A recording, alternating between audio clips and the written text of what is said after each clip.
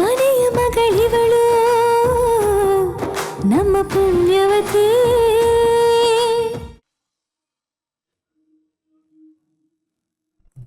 ದೇವ್ರೆ, ಇವತ್ತಾರ ಒಂದು ಕೆಲಸ ಸಿಕ್ಕಿ ನನ್ನ ಹೆಂಡತಿ, ನನ್ನ ಮಗಳು, ನನ್ನ ತಂಗಿ ಹೊಟ್ಟೆ ತುಂಬ ಉಣ್ಣಕ್ಕೆ ಅನ್ನ ಸಿಗ್ತತೆ ಅಂದ್ಕೊಂಡಿದ್ದೆ.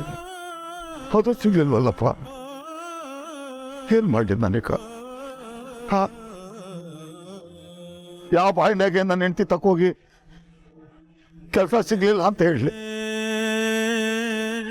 ಯಾವ ಮುಖ ಹೊತ್ಕೊಂಡು ಬರೀ ಕೈನಾಗೆ ಕಾಸಿಲ್ಲ ಅಂತ ಹೋಗ್ಲಿ.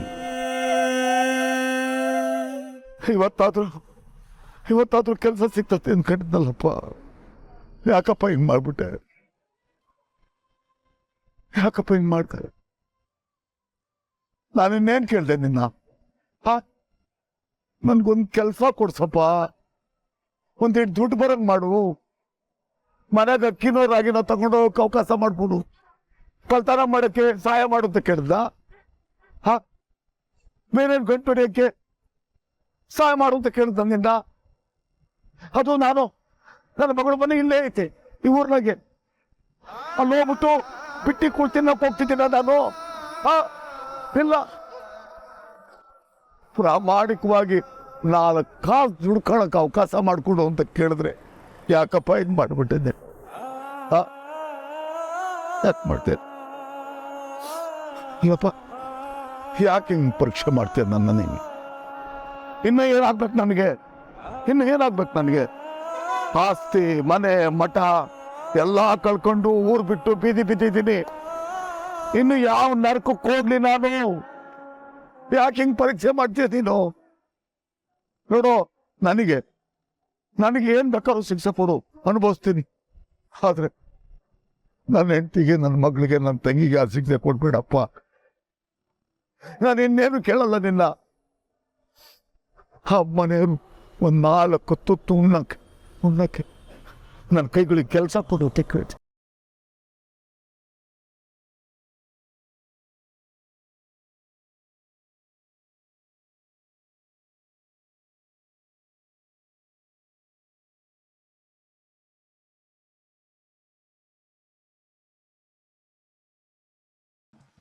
ಪ್ರಶ್ನೆ ಮಾಡಲಿಲ್ಲ ಅಂದ್ರೆ ನಾನು ಅದರ ಕಡೆ ಗಮನ ಕೊಟ್ಟಿಲ್ಲ ಅಂತಲ್ಲ ಜಯಂತಿ.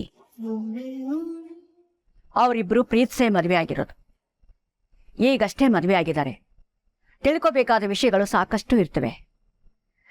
ಒಬ್ರಿಗೊಬ್ರು ತುಂಬಾ ಅರ್ಥ ಮಾಡ್ಕೋಬೇಕಾಗತ್ತೆ.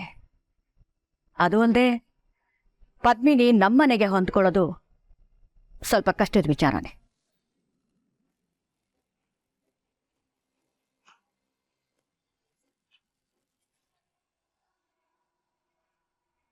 ಅದು ಅಲ್ಲದೆ ಅವಳಿ ಹುಟ್ಟಿ ಬೆಳೆದ ವಾತಾವರಣಕ್ಕೂ ನಮ್ಮನೆ ವಾತಾವರಣಕ್ಕೂ ತುಂಬಾ ವ್ಯತ್ಯಾಸ ಇದೆ. ಏಕಾಏಕಿ ತವ್ರ ಮನೆ ಬಿಟ್ಟು ಇಲ್ಲಿಗೆ ಬಂದು ಖುಷಿಯಾಗಿ ನಗ್ನಗ್ತಾ ಲವಲವಿಕೆ ಇರಬೇಕು ಅನ್ನೋದು ಅದು ಸುಲಭದ ಮಾತಲ್ಲ. ನಾನು ನೀನು ಒಂದು ಹೆಣ್ಣಾಗಿ ಇದು ನಮಗ್ ಗೊತ್ತಿಲ್ಲದಿರೋ ವಿಷಯ ಅಲ್ವೇ ಅಲ್ಲ. ಈ ತರದ ಕಾರಣಗಳಿಗೆ ಅವಳು ಹೀಗಿರ್ಬೋದು ಅಂತ ನಾನು ಅನ್ಕೊಂಡಿದ್ದೆ. ತವ್ರ ಮನೆ ಬಿಟ್ಟು ಬಂದು ಎಷ್ಟೇ ಇದ್ರು ಗಂಡನ ಜೊತೆ ಖುಷಿಯಾಗಿರೋದಕ್ಕೇನು? ಪ್ರಸ್ತುತಶಾಸ್ತ್ರ ಆದ್ಮೇಲೂ ಇವರಿಬ್ರು ಯಾಕೆ ದೂರ ಇದ್ದಾರೆ? ಇದನ್ನೆಲ್ಲ ಯೋಚನೆ ಮಾಡಿದಾಗ ಇವರಿಬ್ರು ಮಧ್ಯೆ ಏನೋ ಭಿನ್ನಾಭಿಪ್ರಾಯ ಇದೆ ಅಂತ ನಿಮ್ಗೆ ಅನ್ಸಲ್ವಾ?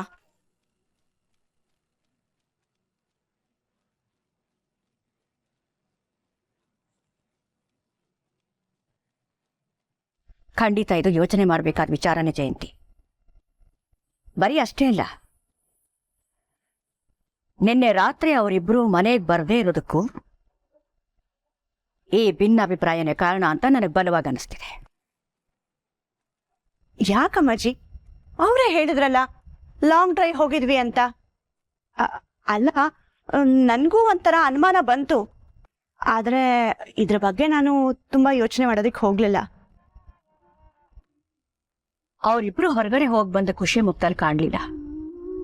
ಇಷ್ಟಕ್ಕೂ ನಾವು ಲಾಂಗ್ ಡ್ರೈವ್ ಹೋಗಿ ಬಂದ್ವಿ ಅಂತ ಹೇಳಿದ್ಯಾರು? ನಂದನ್ನು ಪದ್ಮಿನಿ ಹೇಳಿಲ್ಲ, ಹೇಳಿದ್ದು ಪೂರ್ವಿ. ಅದಕ್ಕೆ ನನಗನ್ಮಾನ. ಹಾಗಾದ್ರೆ ನೀವೇ ಒಂದ್ಸಲ ಕೇಳಿ ಅಮ್ಮಾಜಿ, ನಿಮ್ಮಿಬ್ಬರ ಮಧ್ಯೆ ಏನ್ ನಡೀತಾ ಇದೆ ಅಂತ? ಜಯಂತಿ, ಹಾಗೆಲ್ಲ ವಿಚಾರಗಳನ್ನ ಕೇಳೋದಕ್ಕಾಗಲ್ಲ. ಇದು ತುಂಬಾ ಸೂಕ್ಷ್ಮವಾದ ವಿಚಾರಗಳು. ಪದ್ಮಿನಿಗೆ ಈ ವಿಷಯದ ಬಗ್ಗೆ ಏನೇನೋ ಕೇಳೋದು ಸರಿಯಲ್ಲ. ಅವಳಿಗೆ ನೋವಾಗ್ಬೋದು. ಮತ್ ಹೇಗ್ ತಿಳ್ಕೊಳ್ಳೋದು ಅಮ್ಮಾಜಿ? ನನಗಂತೂ ನಂದನ್ ಖುಷಿಯಾಗಿಲ್ವಲ್ಲ ಅನ್ನೋದೇ ಆತಂಕ ಆಗೋಗಿದೆ. ಹೋಗಿ ಪೂರ್ವಿನ ಕರ್ಕೊಂಡು ಬಾ, ನಾನು ಅವಳ ಜೊತೆ ಮಾತಾಡ್ತೀನಿ.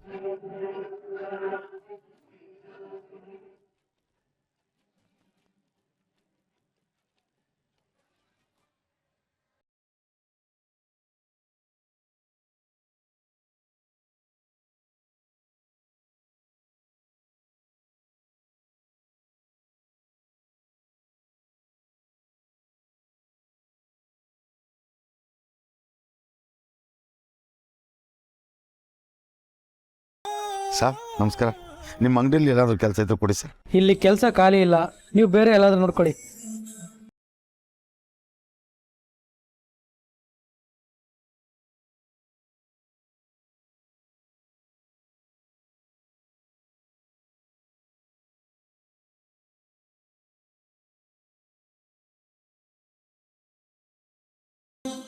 ಸರ್ ನಮಸ್ಕಾರ.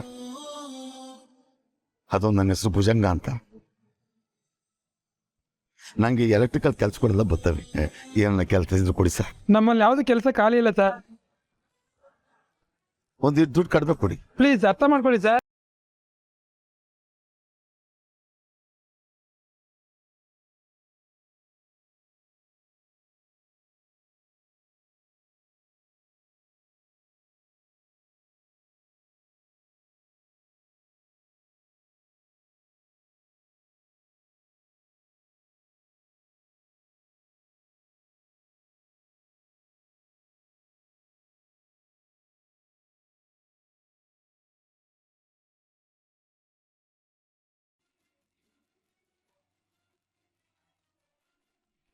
ಪೂರ್ವಿ, ಕೂತ್ಕೊಂಬ.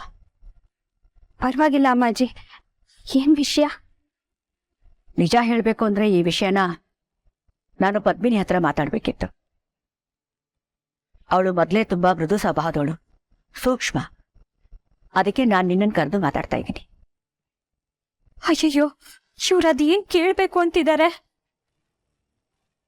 ನಿಜ ಹೇಳು ಪೂರ್ವಿ, ನಿಮ್ಮ ಅಕ್ಕನಿಗೆ ಈ ಮನೆಯಲ್ಲಿ ಏನಾದರೂ ಬೇಜಾರಿದೆಯಾ?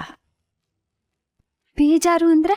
ಅದೇ ನನ್ನ ಬಗ್ಗೆ, ಈ ಮನೆ ಬಗ್ಗೆ, ಅಥವಾ ನಂದನ್ ಬಗ್ಗೆ ಏನಾದರೂ ಬೇಜಾರಿದೆಯಾ? ಆ ಥರ ಎಲ್ಲ ಏನೂ ಇಲ್ಲ ಅಮ್ಮಾಜಿ. ಯಾಕೆ ಹಾಗೆ ಕೇಳ್ತಾ ಇದ್ದೀರಾ? ಬೆಳಗ್ಗೆ ಅವರಿಬ್ಬರು ಮನೆಗೆ ಬಂದಾಗ ಅವರೆಲ್ಲೋ ರಾತ್ರಿ ಸುತ್ತಾಡಕ್ ಹೋಗಿದ್ದು ಅಂತ ಹೇಳಿದ್ದು ನೀನೆ. ಆದ್ರೆ ಅದು ಸುಳ್ಳು ಅಂತ ನನಗೆ ಚೆನ್ನಾಗಿ ಗೊತ್ತಿದೆ.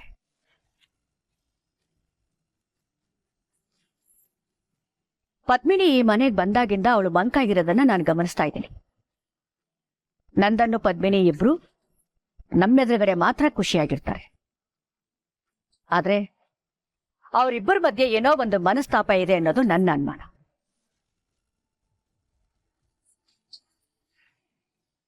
ಹೇಳು ಪೂರ್ವಿ, ಇದ್ರ ಬಗ್ಗೆ ನಿನಗೆ ಚೆನ್ನಾಗಿ ಗೊತ್ತಿರತ್ತೆ. ಪದ್ಮಿನಿ ಯಾಕೆ ಖುಷಿಯಾಗಿಲ್ಲ?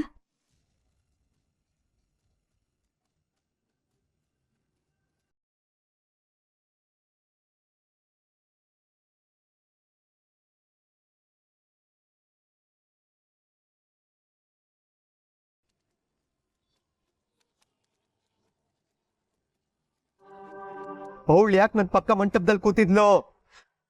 ಇಬ್ಬರನ್ನೊಬ್ರು ಹೇಳಿ, ನಾನ್ ತಾಳಿ ಕಟ್ಟಿದ್ ಯಾರಿಗೆ? ನೀವು ನಾನು ಅಂತ ಅನ್ಕೊಂಡು ತಾಳಿ ಕಟ್ಟಿದ್ದು ಭೂಮಿಗೆ.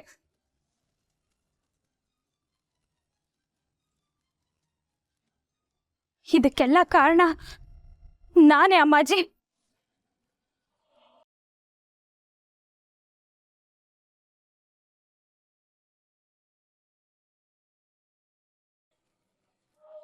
ಹೌದು, ನಾನೇ ಕಾರಣ. ಅಕ್ಕ ಈ ಮನೆಗೆ ಬಂದಾಗಿಂದ ಖುಷಿಯಾಗಿಲ್ಲ. ಅಕ್ಕ ಮತ್ತೆ ನಂದನವ್ರ ಮಧ್ಯೆ ಆತ್ಮೀಯತೆ ಅನ್ನೋದೇ ಇಲ್ಲ. ಯಾಕಂದ್ರೆ ಅಕ್ಕ ನಂದನವ್ರನ್ನ ಮದುವೆನೇ ಆಗಿಲ್ಲ.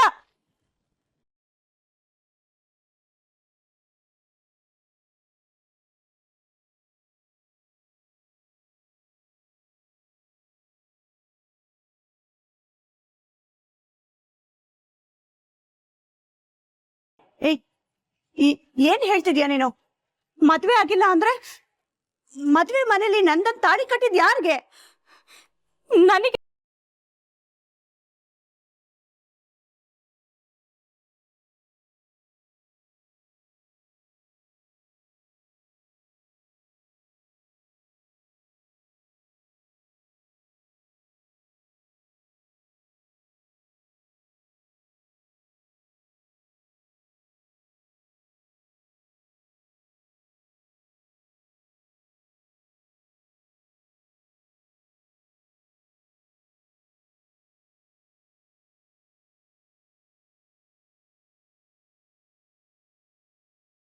ನಾನು ಒಳಗಡೆ ಬರ್ಬೋದಾ? ನಾನ್ ತಾಳಿ ಕಟ್ಟಿದ್ ಯಾರಿಗೆ? ನೀವು ನಾನು ಅಂತ ಅನ್ಕೊಂಡು ತಾಳಿ ಕಟ್ಟಿದ್ದು ಭೂಮಿಗೆ.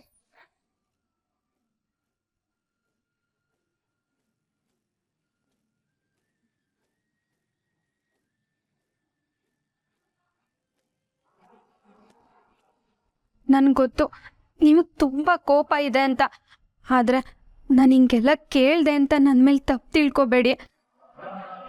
ಇಷ್ಟು ದಿನದ ವಿಷಯನೇ ಬೇರೆ. ನಿಮ್ಮ ದೃಷ್ಟಿಲಿ ನಾನು ನಿಮ್ಮ ಹೆಂಡತಿ ಆಗಿದೆ. ಆದ್ರೀಗ ಪರಿಸ್ಥಿತಿನೇ ಬೇರೆ.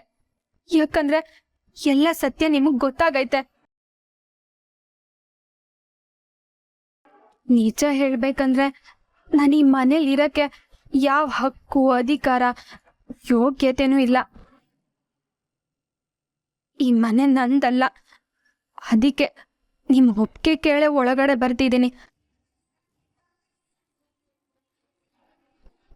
ಎಲ್ಲ ಸತ್ಯ ಗೊತ್ತಾದ್ಮೇಲೂ ನಾನು ನಿಮ್ಮ ಹೆಂಡತಿ ಥರನೇ ನಾಟಕ ಮಾಡ್ಕೊಂಡಿದ್ರೆ ನಿಮ್ಗೆ ಅನ್ಯಾಯ ಮಾಡ್ದಂಗಾಗತ್ತೆ. ಅದಕ್ಕೆ ಅದಕ್ಕೆ ಏನ್ ಮಾಡ್ಬೇಕಂತಿದ್ಯಾ? ಹೋ, ನೀನು ಮನೆಗೆ ಬಿಟ್ಟು ಹೋಗ್ಬಿಡ್ತೀಯಾ?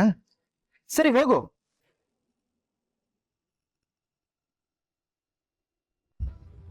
ಹೌದು ಅಮ್ಮಾಜಿ, ಇವತ್ತು ಎಲ್ಲ ಸತ್ಯ ಎಲ್ರಿಗೂ ಗೊತ್ತಾಗೋಗ್ಲಿ. ಈ ಭಿನ್ನಾಭಿಪ್ರಾಯ, ಈ ಮನಸ್ತಾಪ ಎಲ್ಲ ಸಾಕು. ನಾನು ಎಲ್ಲ ನಿಜ ಹೇಳ್ಬಿಡ್ತೀನಿ. ಅವತ್ತು ಮದುವೆ ದಿನ ಗೂಂಗಟ್ ಹಾಕೊಂಡು ಮಂಟಪಕ್ಕೆ ಬಂದಿದ್ದು ನಾನು.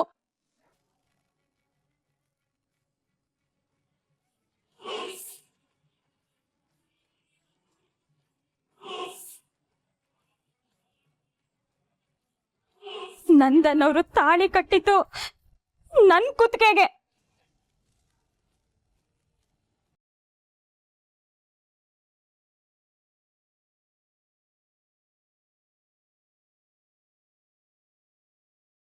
ನೋಡಿ, ಇದೇ ಆ ತಾಳಿ.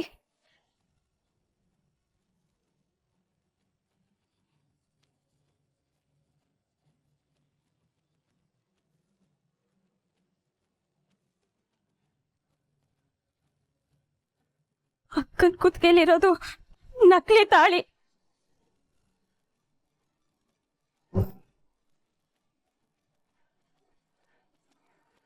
ಅಮ್ಮಾಜಿ, ಇದೆಲ್ಲ ಬೇಕು ಅಂತ ಆಗಿದ್ದಲ್ಲ ಅಮ್ಮಾಜಿ.